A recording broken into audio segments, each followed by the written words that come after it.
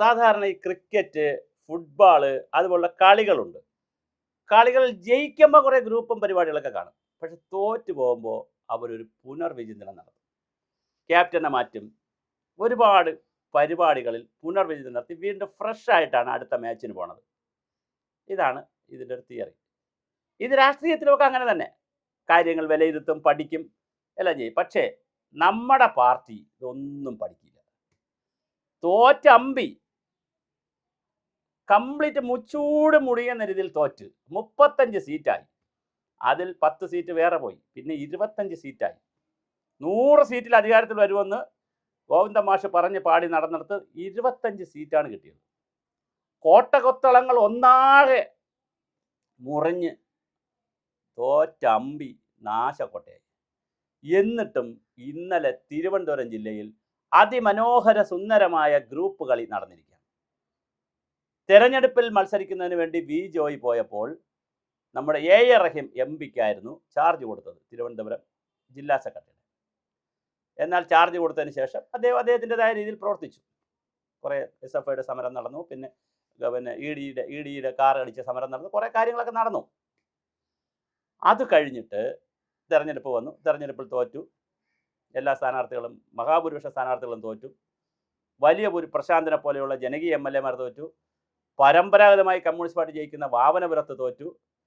കാട്ടാക്കടയിൽ വലിയ വിപ്ലവം ഉണ്ടാക്കി, ജലസമൃദ്ധി എന്നൊക്കെ പറഞ്ഞ് വലിയ ബഹളം ഉണ്ടാക്കിയ കാട്ടാക്കട തോറ്റു. അങ്ങനെ നെയ്യാറ്റിങ്കര തോറ്റു. അങ്ങനെ വലിയ തോൽവി സംഭവിച്ചു. എന്നാ പാഠം പഠിക്കണ്ടേ? ഇവിടെ തോറ്റു കിടക്കുമ്പോഴൊരു പാഠം പഠിക്കണ്ടേ? അപ്പോഴാണ് കടകംപള്ളി സുരേന്ദ്രൻ ഗ്രൂപ്പും ശിവൻകുട്ടി ഗ്രൂപ്പും കൂടി ഇന്നലെ വീണ്ടും 3-4 ഗ്രൂപ്പുണ്ട് തിരുവനന്തപുരത്ത്.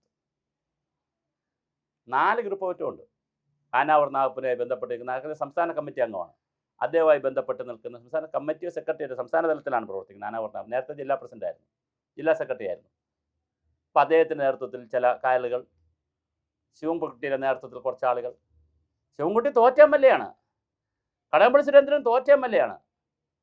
വി ജോയ് ജയിച്ചു. തോറ്റു പോയാലെങ്കിലും ഈ പാർട്ടി പാഠം പഠിക്കണ്ടേ? ഇത് ആര് പഠിപ്പിക്കും അവരെ? ആര് നന്നാക്കിയെടുക്കും?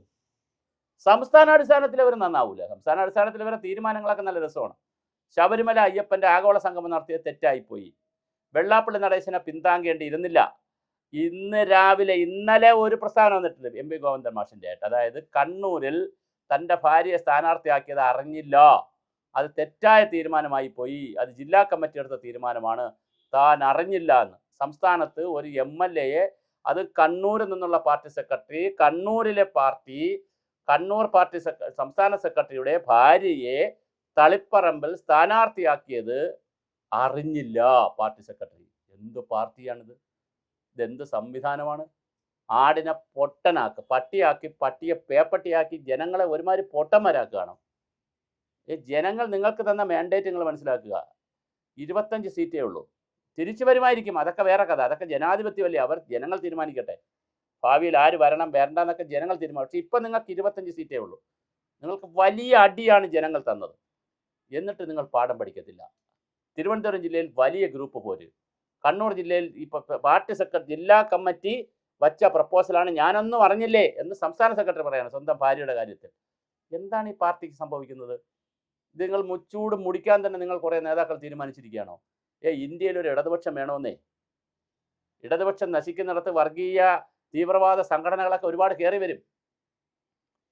അതുകൊണ്ട് കോൺഗ്രസും ഇടതുപക്ഷമൊക്കെ ഈ രാജ്യത്ത് ആവശ്യമുണ്ടെന്നേ.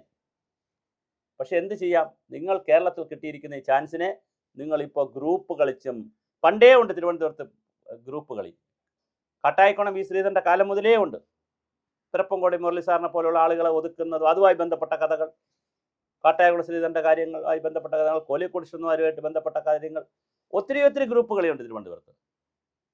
പണ്ടേ ഉണ്ട് തിരുവനന്തപുരത്ത്. VS group, Nayanar group, Achuthanandan group, Pinarayi group.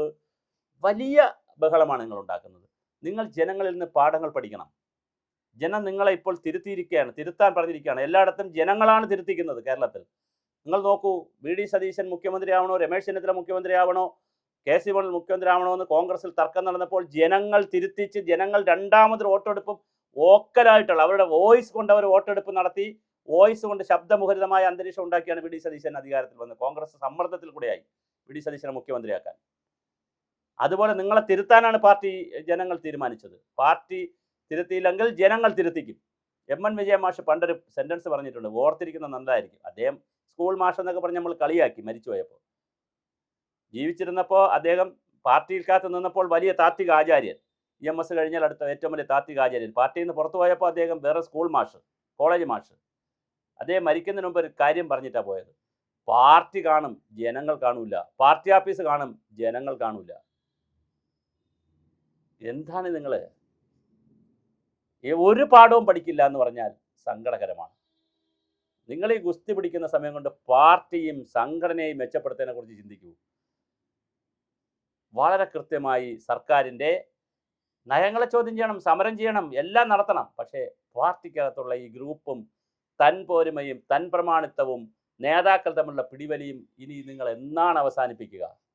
എപ്പോഴാണ് അവസാനിപ്പിക്കുക? അതും അങ്ങനെ വരുമ്പോൾ സംഭവിക്കുന്നത് വളരെ സാധാരണക്കാരായി ജനുവിനായി ഈ നാട്ടിലൊരു വസന്തം വരുമെന്നും ഇവിടെ അപരൻ്റെ ശബ്ദം സംഗീതം പോലെ ശ്രവിക്കാൻ പറ്റുമെന്നും ഇവിടുത്തെ അധസ്ഥിതനും പാവപ്പെട്ടവനും പട്ടിണി വർഗ്ഗക്കാരനും തൊഴിലാളി വർഗ്ഗക്കാരനും ദരിദ്രനും ആദിവാസിക്കും മത്സ്യത്തൊഴിലാളിക്കും അടക്കമുള്ള ആളുകൾക്കൊരു മോചന ദിവസം വരും, അവർക്കൊരു സുന്ദര സ്വപ്നമായ ഒരു ദിവസം വരും എന്നൊക്കെ ആഗ്രഹിച്ച് സകലതും വിട്ട്, കുടുംബം വിട്ട്, ഭാര്യയില്ലാതെ മക്കളില്ലാതെ കല്യാണം കഴിച്ചാൽ തന്നെ വീട്ടിൽ കയറാതെ സകല സ്വത്തും വിറ്റ് സാധാരണ പ്രവർത്തകർ ഒരുപാട് പേര് പ്രവർത്തിക്കുന്നുണ്ട്. അവരിലും ഗ്രൂപ്പ് ഉണ്ടാക്കി, അവരെ ഇടയിലും കുത്തിത്തിരിപ്പുണ്ടാക്കി, കഴിവുള്ളവരെയൊന്നും അംഗീകരിക്കാതെയായി, താല്പര്യമുള്ള ആളുകളെ മാത്രം നിർത്തി ഒരു വല്ലാത്ത കോക്കസ് ആയിട്ടാണ് ഇതിനെയൊക്കെ കൊണ്ടുപോകാൻ ശ്രമിക്കുന്നത്. ഞാൻ ദീർഘിപ്പിക്കുന്നില്ല, പറഞ്ഞാൽ ഒരുപാട് പറയേണ്ടി വരും. അതുകൊണ്ട് തിരുവനന്തപുരത്ത് കാണുന്നതും കണ്ണൂരിൽ കാണുന്നതും കേരളത്തിൽ കാണുന്നതും അതീവ ഗുരുതരമായ ഗ്രൂപ്പ് പ്രവർത്തനവും തൻപോരുമയും തൻപ്രമാണത്തും ഒക്കെ കൂടെ ഈ പാർട്ടിയെ വീണ്ടും അകത്തുനിന്ന് ഇല്ലാതാക്കുകയാണ്. ഏതൊരു പ്രസ്ഥാനവും നശിക്കുന്നത് പുറത്തുനിന്നല്ല, ശത്രുക്കൾ അകത്തുള്ളവരാണെന്ന് ഒരു പഴമൊഴി തന്നെയുണ്ട്. അകത്തുള്ളവരാണ് ശത്രുക്കൾ, പുറത്തുനിന്ന് ആരും വരാനില്ല നിങ്ങളെ നശിപ്പിക്കാൻ. അകത്തുള്ളവർ തന്നെയാണ് ശത്രുക്കൾ. അത് മാവോയിസ്റ്റ് പ്രസ്ഥാനമായാലും നക്സലൈറ്റ് പ്രസ്ഥാനമായാലും കമ്മ്യൂണിസ്റ്റ് പാർട്ടികൾ പിളർന്നു പോയതായാലും ലോകത്തുണ്ടായ കമ്മ്യൂണിസ്റ്റ് പാർട്ടികളെല്ലാം അണിയറയിൽ പോയതെല്ലാം നേതാക്കളുടെ കയ്യിരിപ്പ് കൊണ്ടാണ്. അതുകൊണ്ട് പ്രിയപ്പെട്ട നേതാക്കളെ, നിങ്ങൾ ഒന്നുകിൽ വച്ചൊഴിഞ്ഞു പോവുക, അല്ലെങ്കിൽ നിങ്ങൾ കാലത്തിനനുസരിച്ച് വരിക, അല്ലെങ്കിൽ പഴയ പാർട്ടിയും കാണുകയില്ല, പുതിയ പാർട്ടിയും കാണുകയില്ല. ആ സ്പേസിൽ വേറുള്ള ആമ്പിള്ളേർ കയറി ഇരിക്കും.